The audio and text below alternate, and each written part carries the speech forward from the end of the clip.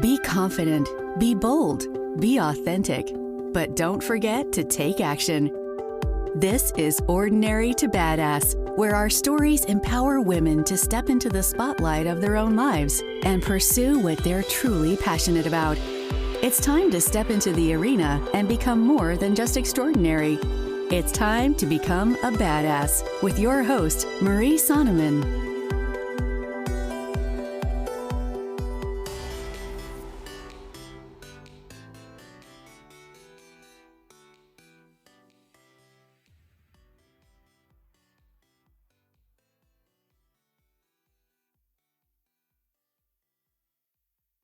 Welcome to Ordinary to Badass, episode number 122. In this episode, we're going to be talking about the poem Good Timber. Like, why hardship and struggle makes you so badass. Regardless of what you might think, you don't want it easy. Alright, let's get to the episode.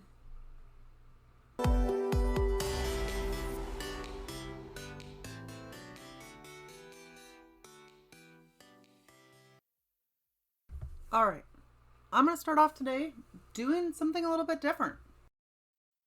Something I haven't done before. So, whether or not you're into poetry, listen to this, tell me what you think. I came across this good poem, and I want to read it to you. I might read it to you a couple times, because I think it's important. This is called Good Timber by Douglas Malloch. The tree that never had to fight for sun and sky and air and light, but stood out in the open plain. And always got its share of rain. Never became a forest king, but lived and died a scrubby thing. The man who never had to toil to gain and farm his patch of soil, who never had to win his share of sun and sky and light and air, never became a manly man, but lived and died as he began. Good timber does not grow with ease. The stronger wind, the stronger trees. The further sky, the greater length. The more the storm, the more the strength. By sun and cold, by rain and snow, in trees and men, good timbers grow. Where thickest lies the forest growth, we find the patriarchs of both. And they hold counsel with the stars, whose broken branches show the scars of many winds that much of strife. This is the common law of life. I know this is different. This episode is so different, but roll with me here. I'm trying something different. I don't read a ton of poetry. If I'm being honest, I loved poetry as a kid. Loved it. I wrote it like crazy. I haven't written it much as an adult. And this poem that I just read you, Good Timber, is not by me. It's Douglas Malloch, and I came across it and really loved it, so I thought I would share it here, switch it up a little bit. So now I'm just going to read kind of paragraph by paragraph, and I'm going to tell you my takeaways from it. Now, again, I haven't read poetry in years. There just recently was 2 poems that kind of caught my attention, stuck out to me, so I thought I would share them. But I didn't look up really like the interpretation of them, so my interpretation could be way off from what people online are saying, because again, I don't read poetry all the time. That's not my jam. And so who cares, right?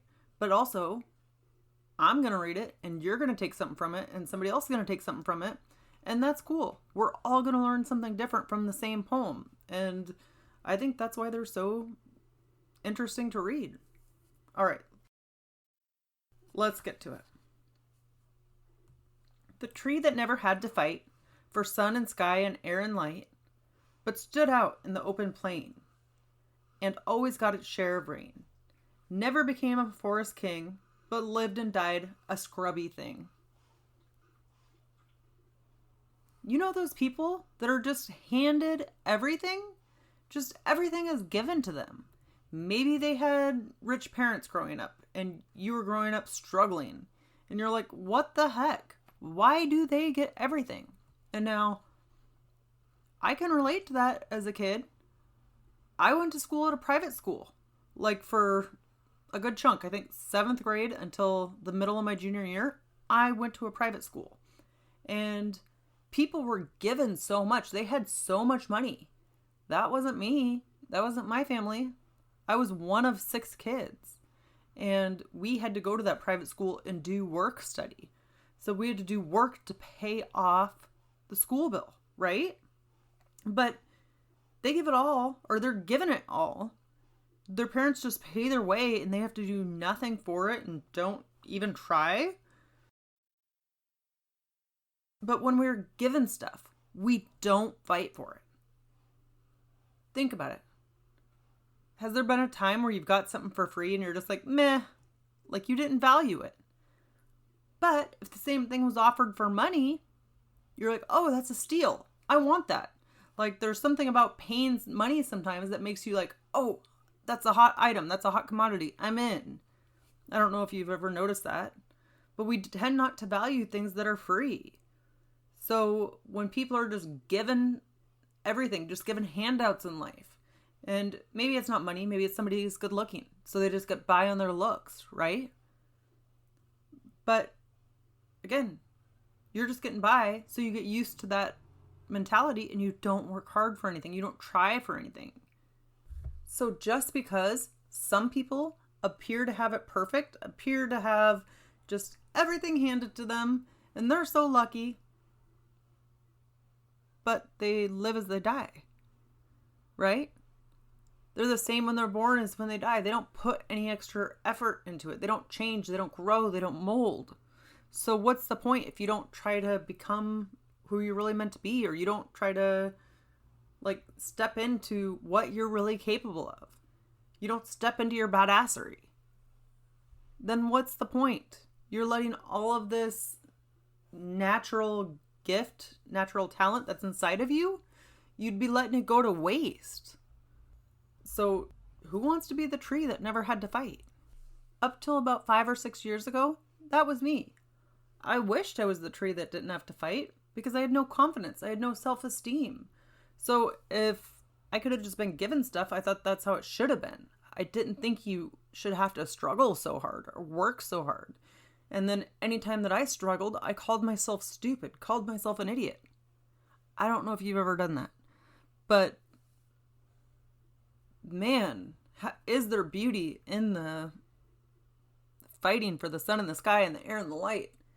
There's beauty for fighting for what you want and then getting it. All right, let's go to the next paragraph.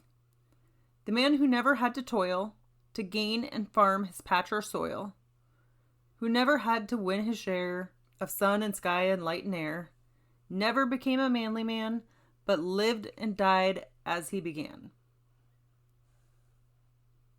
Maybe I jumped ahead a little bit in the last little part that I explained. But don't just do nothing. Don't just expect everything to come to you. Or if you do, that's fine, but you're just going to live and die as you began, like the poem says. So don't be afraid. This is a little bit redundant, to fight. Don't be afraid to fight for what you want. For what, I could say what you're owed. Like, I know we're not owed everything, but if you're a badass and you're on a mission to accomplish something, then fight for what you want. Let's go to the next paragraph. Good timber does not grow with ease.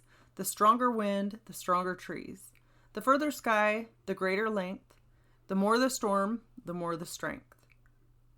By sun and cold, by rain and snow, in trees and men, good timbers grow. Well, I think it has to be in trees and women, but you know, we'll go with it. But again, these hardships make you strong. What is one thing that you have overcome? When you overcame that, what did you learn from it? You might not have learned this lesson right off because it's so stinking hard to learn it right off. But then looking back at it, what did you learn? What did it teach you? You are a badass. The more you overcome, the more prepared you are for the future. the more willing you are to overcome other things. I think of it like you have a badass toolkit. And the more things that you conquer, the more fears that you overcome, or the more you step out of your comfort zone, you add little tools to your badass toolkit. So the more confident you are, the more you kind of push your limit, the more you're going to get confident at that thing, or the more you practice anything, the more you practice. Say you wanted to start dancing. The more you practice dancing, the more confident you're going to feel at it. Of course, also on that badass toolkit, I like to say that you're going to have your I am a badass glasses, the anti-blue light glasses. I want to say those are going to be on your toolkit too for any time that you have a feeling of weakness, or you feel inferior, or imposter syndrome, or you feel like you're not enough. Then you can throw on those I am a badass anti-blue light glasses that say I am a badass on the inside, and they'll help you remind you of your badassery. Nobody else around you will even see them. It is like, you'll be like the girl version of Clark Kent, right? Nobody else has to see that it says, I'm a badass. You just have to see it. You just have to know when you put those on, you're a freaking badass. That's it. End of story. So I know I digress a little bit, but those glasses should definitely be a staple in your toolkit. And if those aren't for you, find something else you've done. Find a symbol. We've talked about this on the podcast before, but find a symbol of something that you've done that's badass, that makes you feel good about yourself. So whether that's the glasses or it's something else in your life that you've accomplished and done, and you can look at them regularly and remind yourself of what you're capable of, what you've overcome in the past, and then apply that feeling of accomplishing that goal or doing that thing that you're proud of. Apply that to the next thing you're chasing, even if it's scary. You try to think like, how did I feel when I did this? Okay. And then picture the same positive experience, positive emotions, great outcome. Picture that in your head. So yes, definitely have your little badass toolkit, whether it's your I'm a badass glasses, something that's a symbol of your badassery. Throw your confidence in your toolkit and just keep growing and expanding that toolkit. And the more you do these things, the more comfortable you will be in the future. All right, let's get to the last paragraph. Where thickest lies the forest growth, we find the patriarchs of both. And they hold counsel with the stars, whose broken branches show the scars. Of many winds and much of strife, this is common law of life. All right, so you're in the thick of it all. Where do you find the thickness? In the forest, right? That's where most growth is probably happening. And you can find the same in a group of badasses, right? They're all growing and trying to be more confident and trying to accomplish the things that bring them joy in their life. And so a group like that, like the Ordinary to Badass Facebook group, is so stinking helpful because they help you do more, to accomplish more, and to really know that you're not alone in this journey. You're not alone in the forest, right? You have other badasses around you. And then when you struggle, like it says, and they hold counsel with the stars. And you hold counsel with the stars that are also known as badasses. You have a council of people that you can talk to who are going through similar things and have similar morals and values that you do. So don't take for granted the badasses that you have around you. The badasses that you have at your fingertips that you can ask questions. If you're struggling with something, if you're struggling to gain motivation or to get something done that you want to do or accomplish a goal, or maybe you're just going through a hard freaking time, then you have other people that are willing to talk to you, willing to support you, and be there and cheer you on through the good times, through the hard times, and help you get to the next level. In the poem it says, and they hold counsel with the stars, whose broken branches show the scars. We all have scars. We do. But show your scars instead of being embarrassed by them. Use those scars as a badge of honor. Those crappy things that happen to you are what push you to be such a badass. Seriously. And again, I don't expect you to see that in the moment, because who can ever see it in the moment when they're in the midst of fear or anger or sadness? It's hard to see it in the moment. But when you can look back, you're like, okay, those scars, those hard things I went through really propelled me. They really pushed me to be my badass self. So really, I just want you to show up. I want you to not be good timber, but like bold timber. Like, show up as you and go through the hard stuff and have a badass community to support you, and do you. Whatever it is that brings you joy and makes you stronger so that the good times are better, right? And then that helps you get through the bad times if you find a little bit of a teeny tiny way to find joy. That's it. Teeny tiny way. But you are good timber. You are such good timber. Now, again, this poem seems to be geared a little bit more towards men and the patriarchy and that kind of thing. But no, that's you, queen. You're total badass. And I know that you're capable of good things. And don't underestimate the small things. Seriously. I do not care. A friend messaged me and told me that she had paid off a debit card. Or not a debit card. She had paid off one bill. I don't know why I said debit card. It was probably a credit card. And I'm so stinking excited for her. You don't have to pay off some huge, large amount for it to be a success. And I think sometimes we forget that we're all in the weeds. We're all in the weeds trying to figure something out. Maybe for someone, it's trying to figure out a budget. And I know I was there, so I can feel you if you're trying to figure out a budget. Maybe for someone else, it's how to pay off this credit card. And then for someone else, it's like how to get to $1 million. Everybody has their own weeds or their own struggle or their own thing. And it doesn't have to be related to money. That's just kind of an example that I gave. But like, wherever you are in your journey, I feel you. We're here to support you. Don't underestimate like the power of what you're capable of and what you're doing. Even if it feels so stinking small, it is still badass because you are taking a step. And so that's what I want you to remind yourself. Like, even the small things are big things. They lead to big things. It's the first step on your journey. It's the 10th step on your journey, because it might take you 50 steps, 100 steps, 1,000,000 steps to get to where you want to go. But if you're taking the steps and doing the work to just have a joy-filled life or accomplish your goals or do things to just grow and expand, cool. But I don't want you to be under the impression that you have to pay off a high amount, like $50,000, $100,000, $200,000. You have to pay off that to be a badass. No. Maybe it's just not using your debit card today. And I just keep kind of going to the example of money, but it could be with anything. But maybe you just take one teeny tiny step, like you leave your debit card at home instead of taking it to work, so you won't be able to buy lunches at work. That's a win. That's a success. That's being good timber or strong timber, right? Because you're just doing something today. Even though it's hard, you're doing it. So I don't care how small your step is. It is a freaking win, my friend. It is a win. Not a wind. I said wind like the wind from that would be around the trees and good timber. But it is a win. Take your small wins and appreciate them.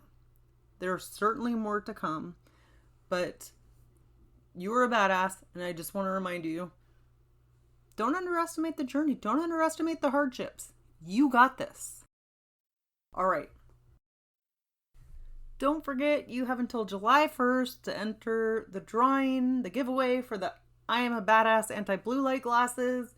Head on over to iTunes, leave a rating and review on what you thought of this episode or what you think of the show. And then, of course, screenshot it and send it to me on Instagram at Ordinary to Badass. One person will be receiving a free pair of the I Am a Badass Anti-Blue Light Glasses, and I think that should be you.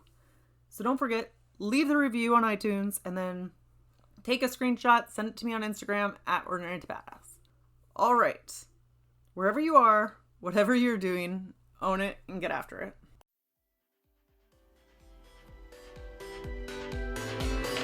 Now that you've listened to this episode of Ordinary to Badass, we want to hear from you.